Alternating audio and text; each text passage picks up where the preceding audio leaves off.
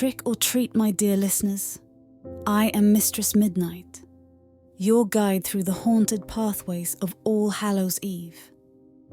Join me for a collection of short, spooktacular tales that weave their web under the shadows of this Halloween night. In this story, on the bewitching night of Halloween, a babysitter embarks on an evening like no other. Amidst the carved pumpkins and flickering candles, her courage will be tested. The story is Knock Knock. As a high school senior, I often babysat for extra cash, and Halloween night at the Johnsons was one such gig. The Johnsons, a friendly couple in our neighborhood, had 3 lively kids, Lily, Max, and Ben. Halloween has always been a festive affair in our area, with houses adorned with eerie decorations, and the streets filled with kids in costumes clamoring for treats. Dressed as a witch, I arrived at the Johnsons' house, excited to spend the evening with the kids. The house was a comfortable haven, and the kids were ecstatic in their superhero and princess costumes. We carved pumpkins, told spooky stories, and indulged in heaps of candy before the kids fell asleep. As the kids dozed off, I treated myself to a cozy moment. In the kitchen, I reached for a bag of popcorn, listening to it crackle and pop in the microwave, releasing that comforting, buttery scent. Armed with a bowl of popcorn, I settled on the snug couch and flipped through movies until I found a classic thriller.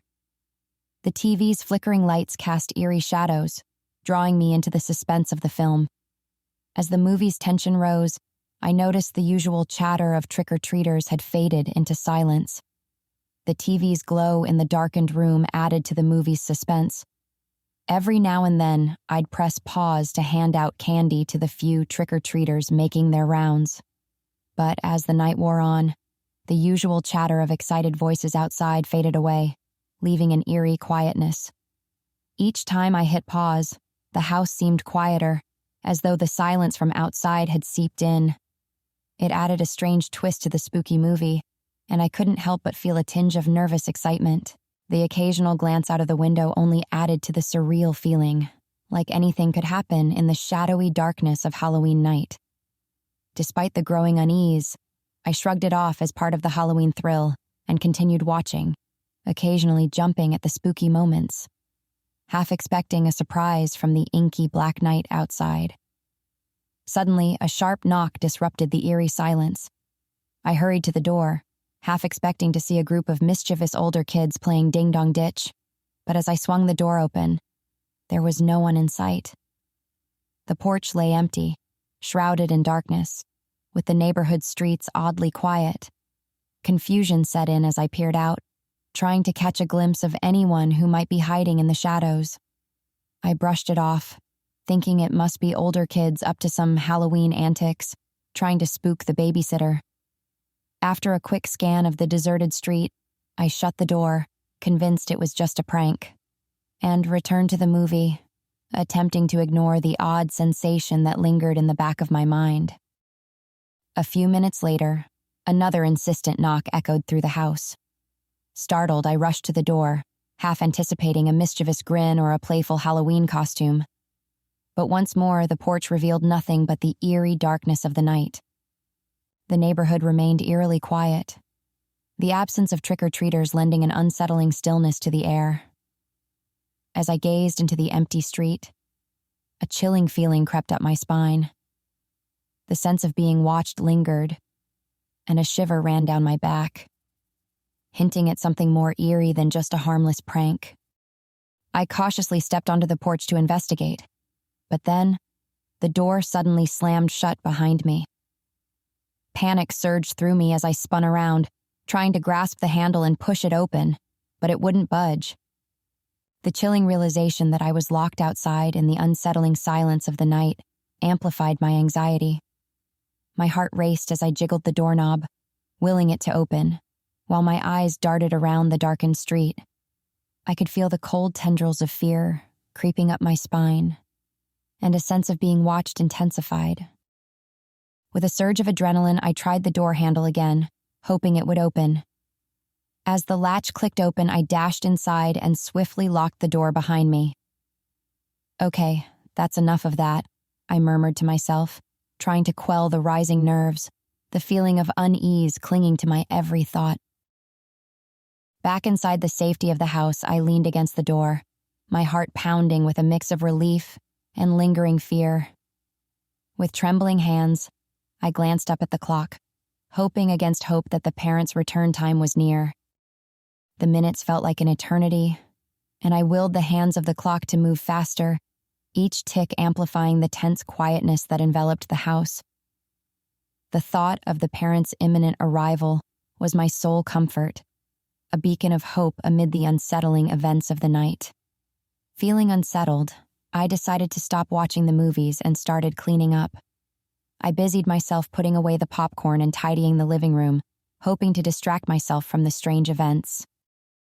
As I was in the kitchen, arranging the bowls and turning off the lights, a sudden knock came from the back door.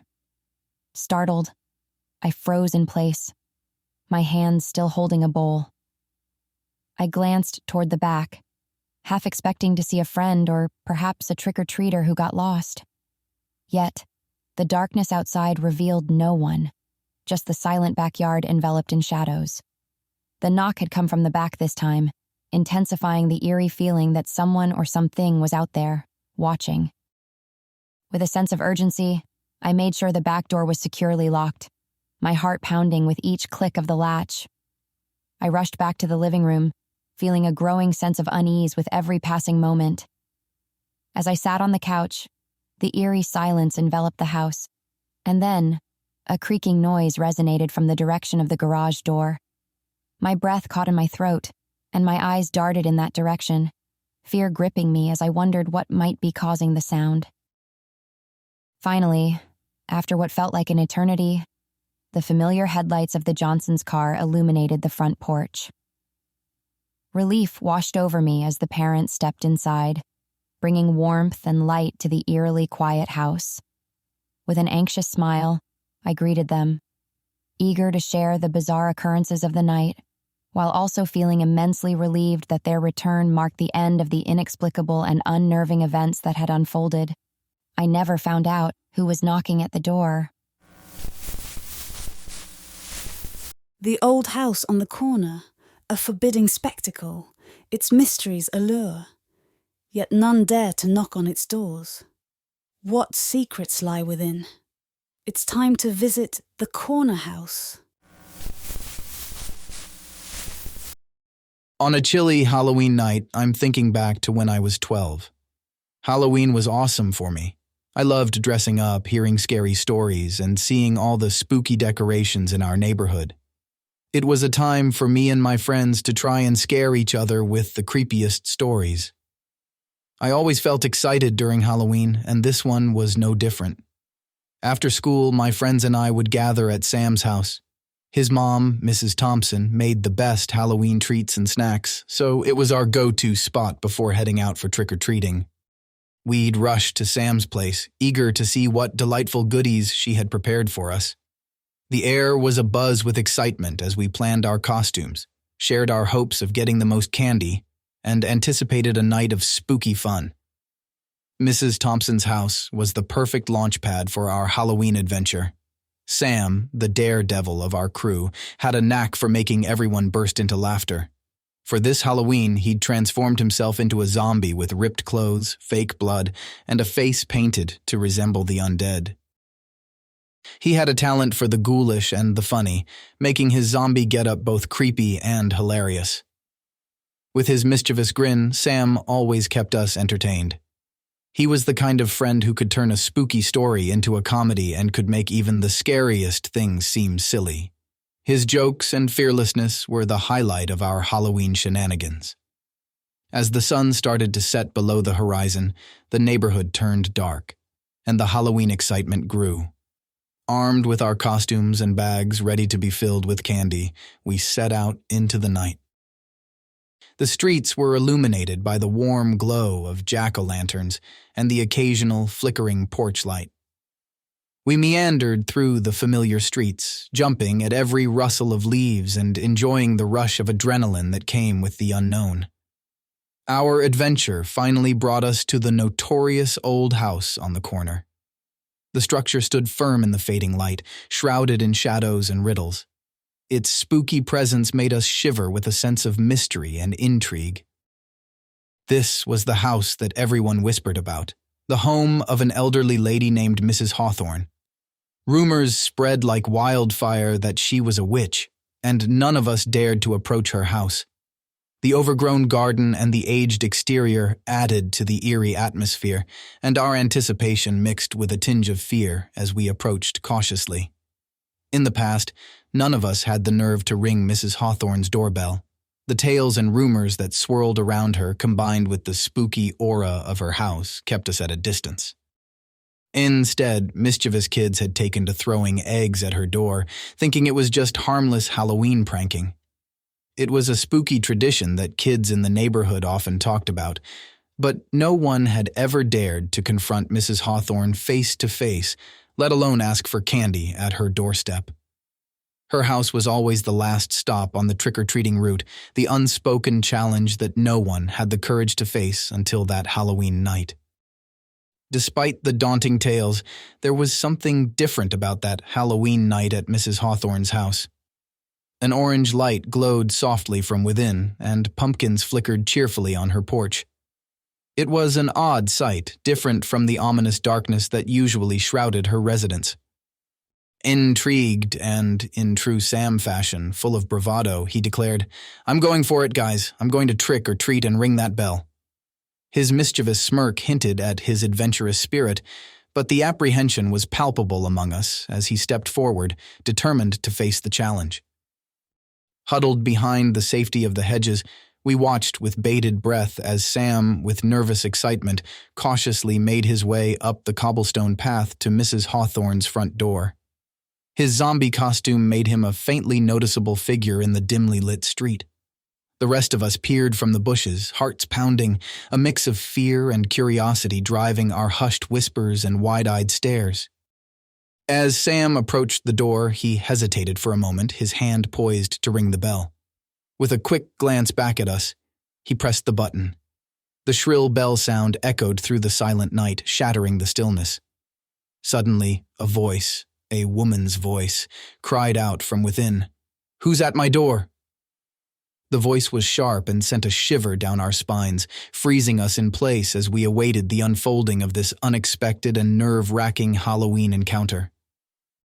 The heavy door, weathered by time, creaked slowly open, revealing a lady with long, tangled gray hair that cascaded down around her shoulders.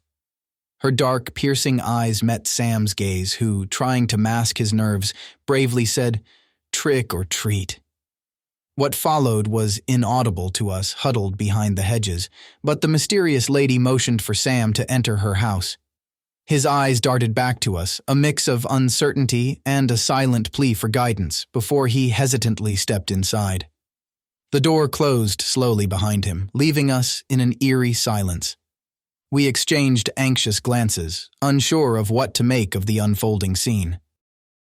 The night grew quieter, the once faint sounds of Halloween now absent. Fear and worry washed over us as we stood hidden behind the bushes, unsure of what was happening inside Mrs. Hawthorne's mysterious abode. The passing minutes felt like eternities as we remained hidden behind the hedges, the night cloaked in an eerie silence. An unexplainable sense of dread settled among us, amplified by the strange sounds and smells emanating from Mrs. Hawthorne's house. The air carried an odd mixture of musty scents, like old books and something unidentifiable, while peculiar sounds echoed from within the ancient walls. We exchanged nervous glances, none of us knowing what to do. The night that had started as an adventure was now shrouded in uncertainty and fear. Every passing second only heightened the tension and the discomfort of not knowing what was transpiring inside the mysterious house. We were frozen in place, grappling with a mix of worry and trepidation, left to wonder about Sam's well-being and what was unfolding beyond the closed door.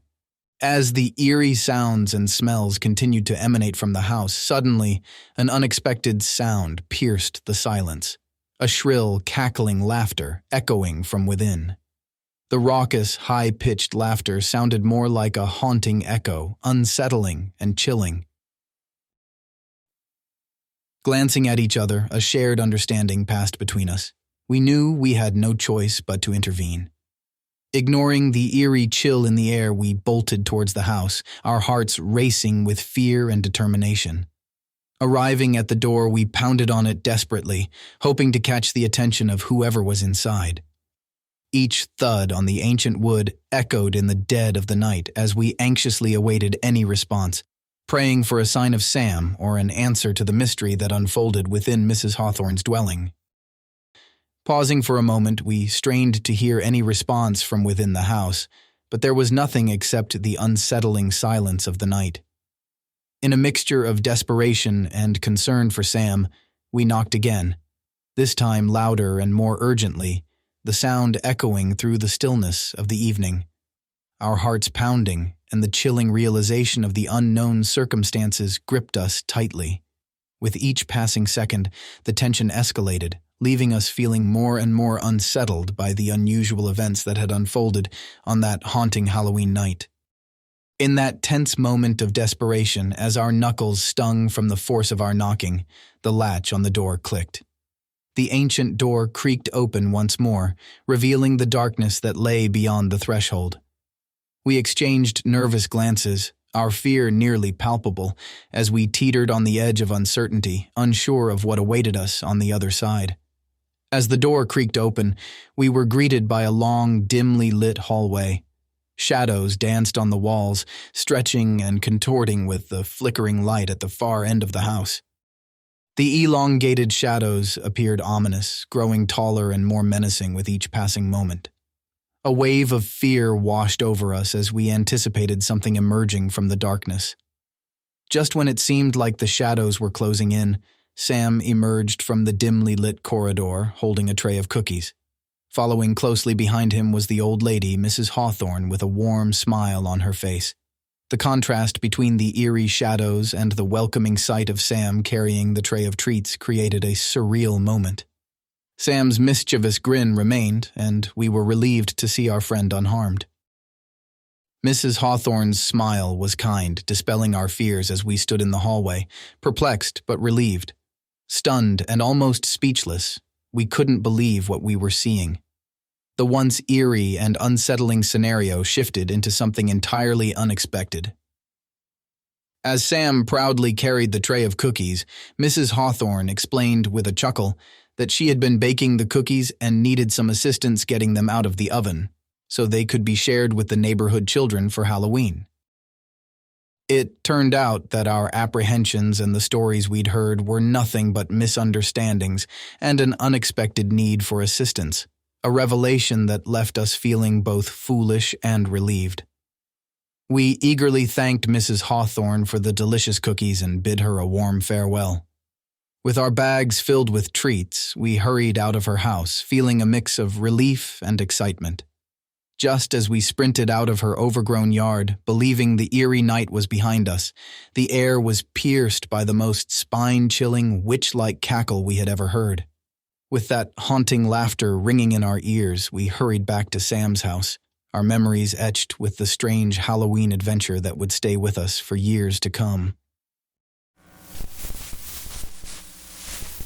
On the haunting eve of Halloween, amidst the whimsy and wonder, a chilling figure emerges, its painted grin concealing sinister intentions. I call this story simply The Clown. On that spooky Halloween evening, I found myself strolling through the neighborhood, guiding my little brother, Alex, who was practically bouncing with excitement at the thought of collecting his favorite candy. I, at 16, considered myself too mature for the whole trick-or-treating thing, but being the responsible older brother, I took on the task, wanting to make sure my 11-year-old brother had an unforgettable night. Alex was fascinated by anything related to superheroes and loved dressing up as his favorite characters, whereas I, on the other hand, had outgrown the thrill of Halloween and preferred the comfort of a cozy night indoors. As we ventured from door to door, Alex's enthusiasm was infectious. With each house we visited, his bag of candy grew larger at an astonishing rate.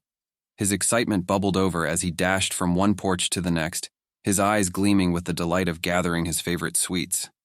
Meanwhile, my bag remained relatively untouched. I accepted a few candies out of politeness, feeling a bit out of place amidst the sea of younger children gleefully filling their bags. The night continued, the streets teeming with costume figures, and the houses adorned with flickering jack-o'-lanterns. Despite my waning enthusiasm, I found joy in Alex's sheer delight. Little did I know that our carefree night of trick-or-treating would soon take a dark turn. As we reached the final few houses on the block, I noticed something strange and unnerving. At each of these last stops, a chilling figure lurked in the shadows nearby. It was the same eerie clown, incredibly tall and looming in the darkness, with an unnaturally stretched-out grin painted on its face. What struck me as particularly disturbing was that the clown never approached the houses to collect candy. It merely stood there, silently watching our every move. The more we encountered this unnerving clown, the more the happy Halloween spirit morphed into a sense of dread. Alex remained unaware of my growing concern, absorbed in the thrill of the night. As we made our way to the final few houses, I couldn't shake off the feeling of unease that settled upon me. Sensing the need to break away from this unsettling presence, I urged Alex to change course, leading us to a completely different block in an attempt to shake off the eerie clown. At first, it seemed to have worked. The shadow of the unnerving figure was nowhere to be found. A sense of relief washed over me, but that relief was short-lived. To my dismay, as we wandered the new block, hoping to escape from the haunting clown, there it was again, lurking in the distance as if appearing out of thin air. It felt almost like a haunting déjà vu. Curiosity mixed with a growing sense of apprehension, and in an attempt to break the ice, I made my way towards the clown. But when I approached, the figure merely tilted its head, its eyes hidden behind the eerie mask, and remained completely silent, offering no response to my attempt at conversation. The clown began breathing. It grew heavy, a raspy sound escaping from behind the mask, almost as if the figure was struggling to communicate. With a sudden surge of fear, I swiftly grabbed Alex, my heart pounding with adrenaline, and hurriedly whispered that it was time to head back home. We raced back through the winding streets, the feeling of dread following us every step of the way. Upon reaching home, I closed the door behind us, hoping to shut out the unsettling presence that had plagued our night. As I glanced out across the street from the safety of our house, my heart sank. There, across the dimly lit street, stood the clown once more. Panicked and hoping to catch another glimpse of the ominous clown, I swiftly locked the door and hurried to the nearest window. As I peered out, the street was eerily empty, devoid of any sign of the haunting figure. A sense of relief mixed with lingering dread washed over me. I dashed to another window, one offering a better vantage point of the surrounding area, but the street remained desolate. There was no trace of the clown. It was as if the clown had vanished into thin air. Ever since that spooky Halloween, whenever I see a clown, it takes me back to that creepy night. It sticks with me, making me feel scared and uneasy, like the memory of that silent, tall clown is right there in my head. Every time I come across someone dressed as a clown, it brings back that spooky feeling, making it hard to forget what happened that night. So much for Happy Halloween. As the ghostly echoes of Halloween night fade into the whispers of the unknown, I bid you adieu. I am Mistress Midnight, guiding you through these chilling tales that shimmer in the spectral moon's glow. Embrace the lingering mysteries of this haunting season until our paths cross once more. Good night, and may the spirits of All Hallows Eve whisper in your dreams.